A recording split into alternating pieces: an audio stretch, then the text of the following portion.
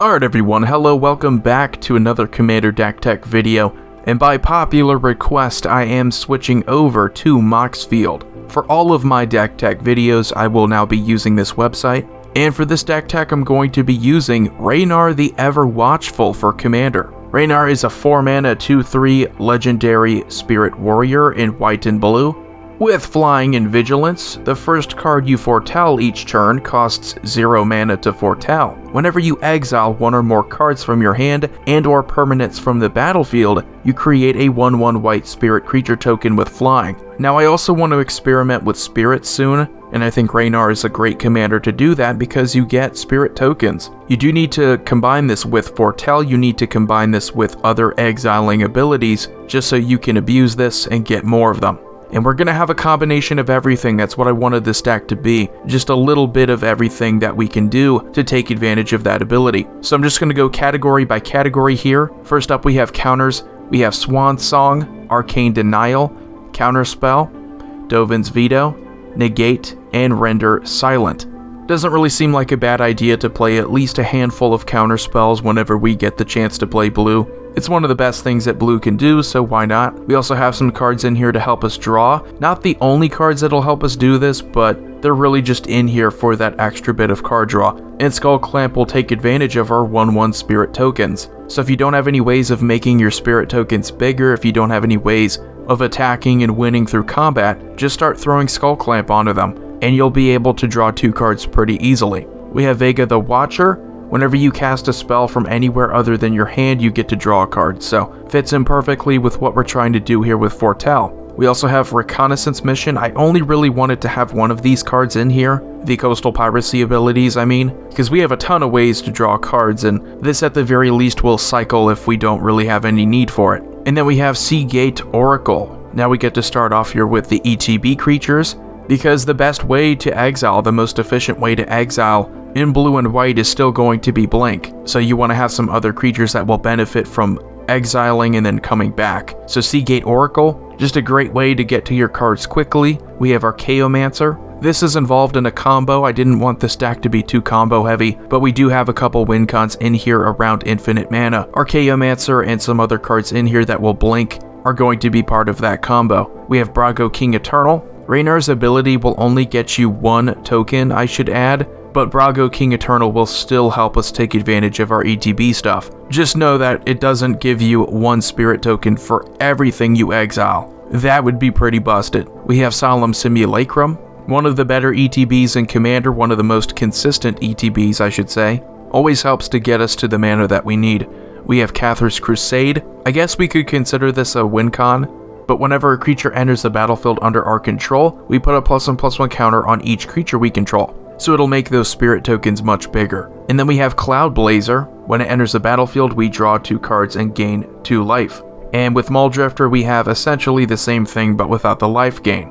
And now we move on here to the exiling cards. We have Charming Prince. Enters the battlefield, we can exile something, we have it blank, but we can also gain 3 life and scry 2 cards. It's a mode card, so you get some versatility there. We have Eerie Interlude, which is arguably one of the best white cards. I mean, when you consider how powerful it is, how it can loop with things like Archaeomancer, you should be able to take advantage of every ETB. And if you can get it back with something like an Archaeomancer, it just means you have something you can always use for Ranar's ability. You can of course use it to protect your Ranar and other creatures as well. We have Flicker Wisp, pretty much another Charming Prince, but a little bit better because you can exile another target permanent. And I should add, it doesn't specifically say exiling permanents you control. Ranar's really cool because you can exile your opponent's creatures and you'll still get a spirit. So we have plenty of removal in here too. We have Ghostly Flicker. This in combination with Archaeomancer and Peregrine Drake are going to give us infinite mana. That's just a fun little trick. It's a loose combo. It's not something we absolutely need to do, so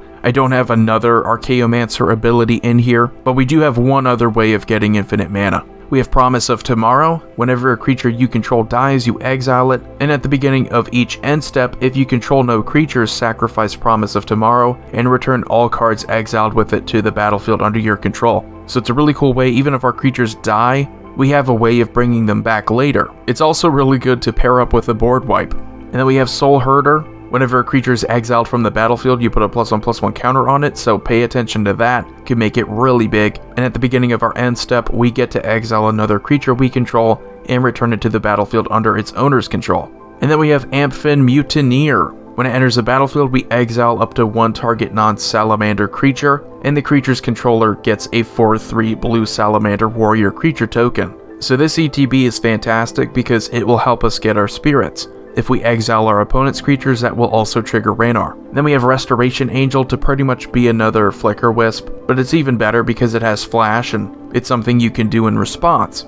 And then we have Yarion Sky Nomad. When it enters the battlefield, you exile any number of other non-land permanents you own and control. Return those cards to the battlefield at the beginning of the next end step. So it's kind of another eerie interlude ability, but this time on an ETB. And then we have Duplicant. When it enters the battlefield, you get to exile a target non-token creature. Another way we can get some more spirits, we get to abuse another good ETB here. And then we have another exiling removal ETB, Angel of Serenity. When it enters the battlefield, you get to exile up to 3 other target creatures from the battlefield and/or creatures from graveyards. And then when she leaves the battlefield, you get to return the exiled cards to their owner's hands. So if we have removal in here, we're going to want to keep it to exiling removal. That way we benefit the most. And then we have some Foretell cards in here, probably the biggest section of the deck. Outside of lands, of course, we have Mystic Reflection. This card is fantastic. You choose target non-legendary creature. The next time one or more creatures or planeswalkers enter the battlefield this turn, they enter as copies of the chosen creature. You can foretell it, which foretell means that you pay 2 mana. You exile it from your hand face down, which is a nice touch because your opponents don't know what you're going to cast. And then you cast it later on for its foretell cost. So really great way that we can get more creatures, more good creatures, because if we have spirits entering the battlefield, every time we exile a card, those tokens are just going to enter as copies of a non-legendary creature. And then we have Raven Form.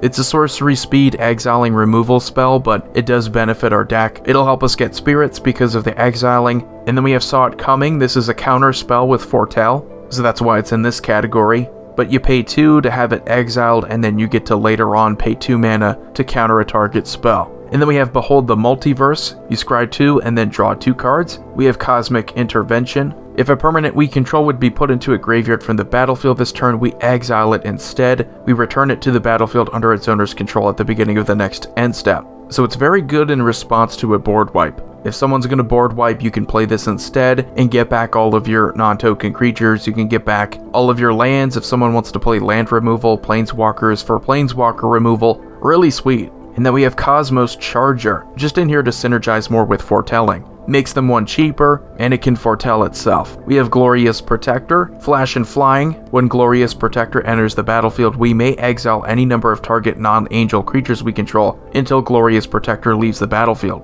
And then we have Stoic Farmer. When it enters the battlefield, we search our library for a basic plains card. If an opponent controls more lands than we do, we get to put it into play tapped. Otherwise, we put it into our hand. We have Tales of the Ancestors. This is really cool card draw. Each player with fewer cards in hand than the player with the most cards in hand draws cards equal to the difference, so it's not always beneficial. Sometimes you have cards like these and they help everyone out. They help who could be possibly the archenemy at the table. But if they're the ones with the most cards in their hand, you just even the playing field. So I think it's great design. We have Doomscar, which is a foretell board wipe.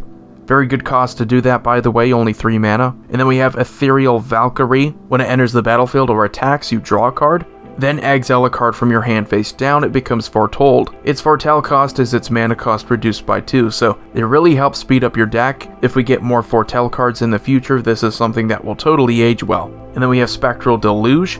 Return each creature your opponents control with toughness X or less to its owner's hand, where X is the number of islands you control, and a foretell cost of only 3 mana, so that's significantly cheaper. And then we have Sage of Beyond. Spells you cast from anywhere other than your hand cost 2 less to cast, and a foretell cost of 5. This one's really cool though, because if I'm correct, your commander is cast from the command zone, so your commander will be 2 mana cheaper. That's just a nice touch there since it came with the Ranar deck. And for our lands, we have, pretty simple mana fixing for blue and white. Nothing really stands out here. We have Gates of Istvel. Has an activated ability of 5 mana and tap to sacrifice it. You gain 2 life and draw 2 cards, so that's actually pretty good on a land ability. We have the newer card Henge Gate Pathway. Really cool dual land here, definitely comes in handy. And then we have just, you know, Reliquary Tower's a good land. We do have a lot of card draw in here, so it's not uncommon for us to just draw past our maximum. We do have some mana cards in here just to make it easier on us. We are playing blue and white, so we don't have the best ramp.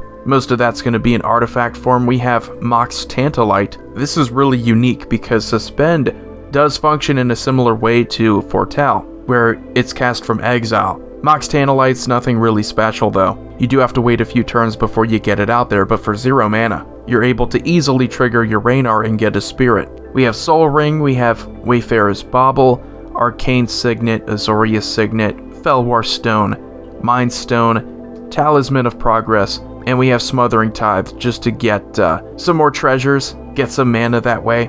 We have some protection in here in the form of Swiftfoot Boots and Drogskull Captain. Other spirit creatures we control get +1/+1 and have hexproof, so late game this could actually be a difference maker. We do have some removal in here, and most of that is going to be exiling.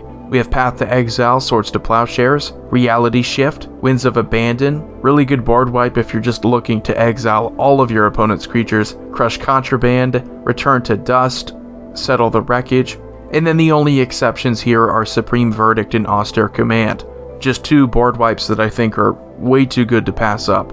And for our win cons, we have a few things here just to end the deck. Coat of Arms. Each creature gets +1/+1 for each other creature in play that shares a creature type with it. So if you have a lot of ways of exiling, if you have a lot of ways of getting more spirit tokens, your spirit tokens are not only just going to be flying, but they're going to be massive. So that is a fun combat related way to win the game. And of course we have Peregrine Drake and Deadeye Navigator. These 2 only really being in the deck for combo purposes. Once you get that infinite mana, there are a ton of ways you can win. You could draw most of your deck, and then easily get to other ways of winning like Coat of Arms. You can get to board wipes and removal, make your board massive, get to pretty much every answer that you need. So anyway, that's going to do it for the deck tech video. Let me know what you think about Ranar, the Ever Watchful. Really cool commander option, definitely other ways you can build around them. I think spirits might be even more interesting, so I'm going to try to do that next time I look at Ranar. So anyway, if you enjoyed the video, subscribe, like, comment, share, hit that notification bell so you don't miss any future videos. Void here signing off, have a wonderful day.